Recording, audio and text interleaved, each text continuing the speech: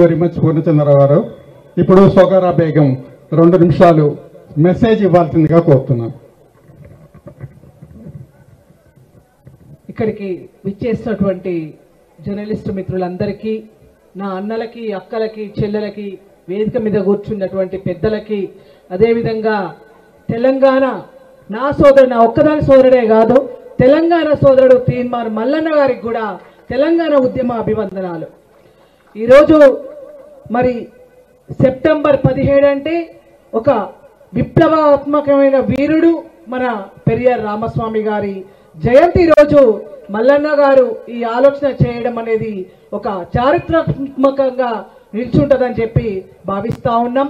అదేవిధంగా మరి పూలే, సావిత్రిబాయి పూలే, షేక్ ఫాతిమా, అదేవిధంగా బాబాసాహెబ్ అంబేద్కర్ గారు ఈ బడుగు బలహీన వర్గాల, మైనార్టీ వర్గాల కోసం వాళ్ళు ఏ రకంగా వాళ్ళ జీవితాలు త్యాగం చేసిండ్రో దాని తర్వాత చాలా మంది చేసిండ్రు. కానీ ఈ పెట్టుబడి రాజకీయాలలో వాళ్ళు కనుమరుగైపోయిండ్రు.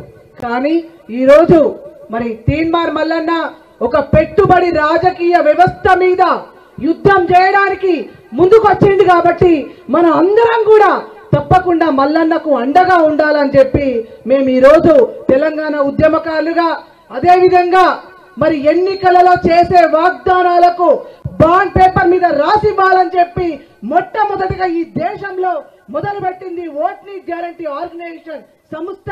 దానికి నేను అధ్యక్షురాలుగా ఉన్నాను. ఈ దేశంలో మరి చాలా మంది కూడా వాళ్ళ ఎన్నికల వాగ్దానాలను బాండ్ పేపర్ మీద రాసి పోటీ చేసిండ్రు.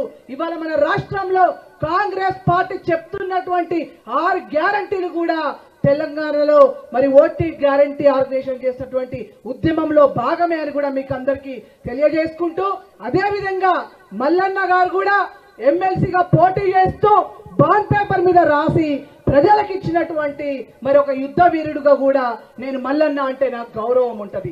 ఎందుకంటే ఈ పెట్టుబడిదారులకి బాండ్ పేపర్ మీద రాసేంత దమ్ము ఉందా అని చెప్పి కూడా మీ అందరి పక్షాన నేను అడగదలుచుకున్నా. అదేవిధంగా మల్లన్న గారికి ఒక సూచన చేయదలుచుకున్నారు. ఒక తెలంగాణ ఆడబిడ్డగా, ఉద్యమకారురాలుగా, అదేవిధంగా ఒక సామాజిక ఉద్యమకారినిగా, అదేవిధంగా సామాజిక తెలంగాణ సాధించాలనే ఒక నేపథ్యంలో మేము చేస్తున్నటువంటి పనిలో ఒక చెప్పదలుచుకున్నా. ఇవాళ ఈ అసెంబ్లీలో మరి ఇప్పటిదాకా చాలా మంది మన సోదరులు చెప్పారు, ఇప్పటిదాకా మనకు 75 సంవత్సరాలు అయిపోయింది స్వతంత్రం వచ్చి, తెలంగాణ వచ్చి 12 సంవత్సరాలు 13 సంవత్సరాలు అయితా ఉంది. కానీ మరి మన అసెంబ్లీ గడప దొక్కినటువంటి కులాలు చాలా బయట ఉన్నాయి.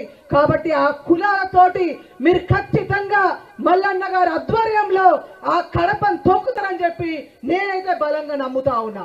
ఎందుకంటే ఒక తెలంగాణ ఉద్యమకారినిగా 10 సంవత్సరాలు కేసీఆర్ మీద చేసినటువంటి పోరాటంలో కాంగ్రెస్ నాయకులు చేయలేనంత పోరాటం ప్రతిపక్ష నాయకుడిగా, ఒకే ఒక ధీరుడుగా ప్రాణాలకు తెగించి మల్లన్న నిలబడ్డదాన్ని ఖచ్చితంగా మీ అందరి ముందు చెప్పడంలో నాకు ఏ రకమైనటువంటి మరి అది లేదని కూడా మేము తెలియజేసుకుంటా ఉన్నా.